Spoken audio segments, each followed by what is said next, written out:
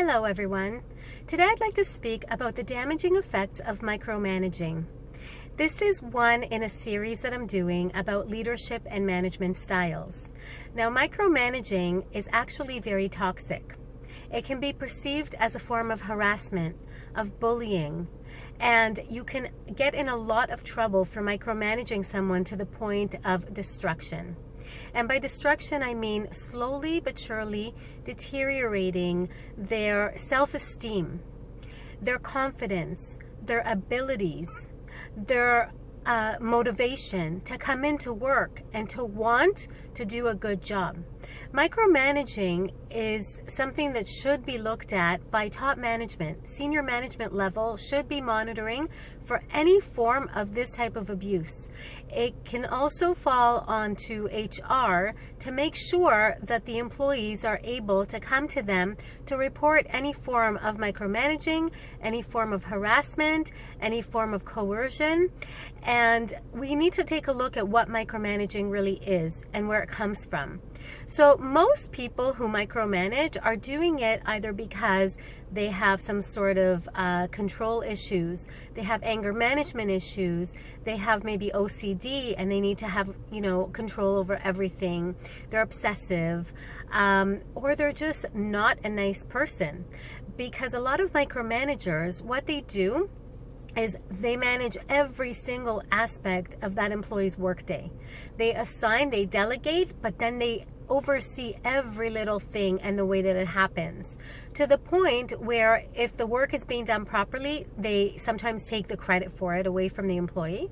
And if there are any mistakes or any issues, they often lay the blame with the employee. Therefore, it's a lose-lose situation as far as the employee is concerned. So even if you hire the most talented person, they can become dysfunctional in the workplace because of a micromanager. A micromanager can also be doing it out of fear, out of jealousy, because they see a threat in the person that they are managing. They see their abilities and their potential, and they want to subdue it. They want to make sure that they keep them down, that they don't allow them the opportunity to shine. And that is not what a manager should be doing. That is not how a company should be functioning. Not only does it destroy the morale of the employee, but it creates a toxic environment for the entire culture of the workplace. And then when the person does eventually leave, or they have a breakdown, or they are forced to quit, then all the troubles begin. Because at that point, they may be scooped up by a competitor. They may go to the labor board and file a complaint. They may file a civil lawsuit against their micromanager and against the company for wrongful either dismissal or for, somebody who forces them to quit. But it is definitely not the right way to manage somebody. If you hire an employee, you are hiring them based on their skills and based on their ability, based on their experience, and based on what they can contribute to the company. You're not hiring them to keep them where they are and to not allow them to shine in their position. We are not supposed to hire somebody and set them up for failure. We are supposed to hire them and set them up for success. We are supposed to allow them to contribute to the company so that everyone benefits at the end of the day. And people who micromanage are not likely to take any sort of constructive criticism. They will take it as blame. They will take it as accusations. They will turn it around and make it seem like the employee did something wrong. And it's very hard to prove when it comes to, he said, she said. But when it comes to reviews, this is where HR can detect these things. Because if someone is being overly critical of another without providing any sort of information as to what they did wrong, what they could do right, and putting in place things to increase their productivity or to train them or help them develop up into the type of employee that they want, then there seems to be a problem.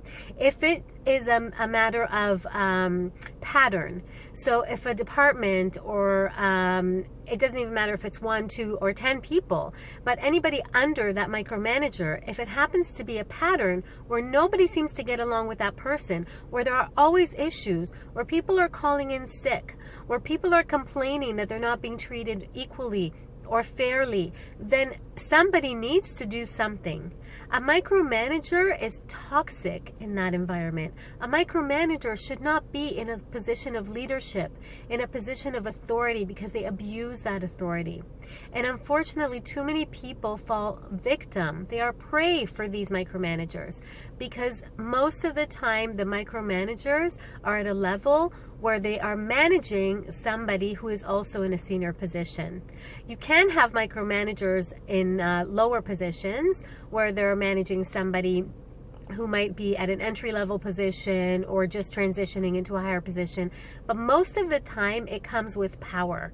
The micromanager is someone who has either climbed their way to the top by stepping on other people's toes, or they were thrown into a position. But when you're doing your hiring as an employer, make sure that whoever you're bringing on has the credentials to back them.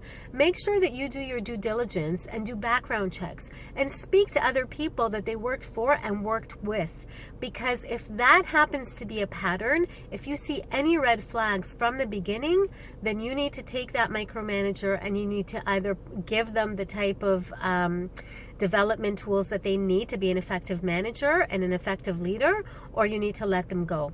Otherwise, you risk the employee leaving, and you risk the department failing, and you risk other competitors scooping up your talent. So when you leave a micromanager unchecked, when you let them do what they want, and when you allow them to run the show without any severe consequences, this pattern will continue, and eventually the company is going to suffer.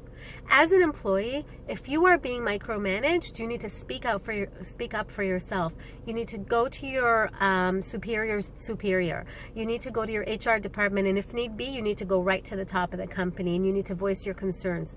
Failing that, if you feel like your mental health is at risk, you need to go straight to the labor board, and you need to find out what your rights are, because nobody deserves to be bullied, harassed, coerced, or made to feel like they are inadequate in the workplace. You are there because they hired you, and they hired you because they saw your potential, they saw your abilities, and so don't let anybody put you down. Don't let anybody make you feel like you are not good enough.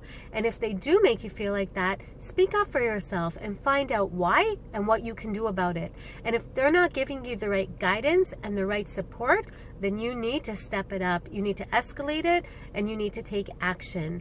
Micromanaging is toxic. Micromanaging is not right.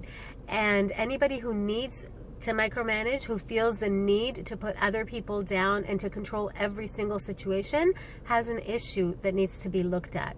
So again, if you are a micromanager, please take the time to get help. Speak to your HR department to see what they can do to help you become a better manager, because there is help. There are things out there that can help you step back from those tendencies, from that toxicity. And then as an employee, if you are being micromanaged, please go and get help, because eventually it will destroy you, and it will go with you no matter where you work, and you don't want that to happen. If you require additional information about this, please get in touch with me. I would be more than happy to discuss. There are options. There are leadership courses and different management styles that I do talk about, and I would be happy to share those with you. And if you are in that kind of position, I do hope that it improves for you. And for the rest of you, please watch out, look at your colleagues, and if you spot anything such as what I described, then maybe you can help them get the help that they need. So for now, I hope you have an amazing, amazing day, and we'll see you next time.